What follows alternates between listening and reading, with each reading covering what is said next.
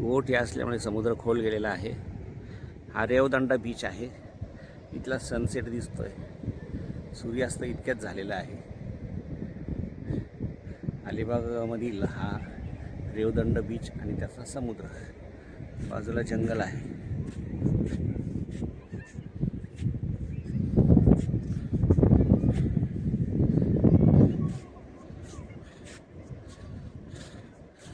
समुद्राचा खऱ्या अर्थाने आनंद घ्यायचा असेल तर या रेवदंडा बीचला एकदा भेट दिलीच पाहिजे.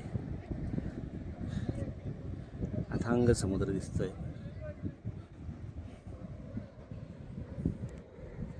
सनसेटचे रंग आहे, रंगबिरंगी सनसेटचे कलर्स.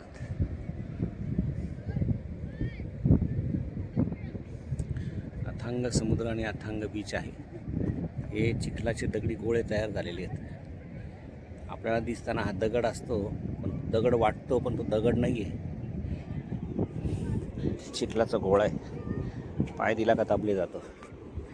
काळ्या रंगाचा तो दगड दिसतो.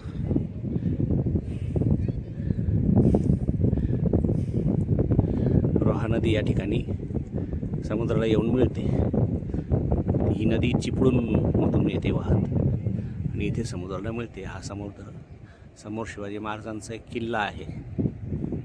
किल्ल्यावर जायला वेगळा रस्ता आहे, परंतु दूरवरून जावं लागतं.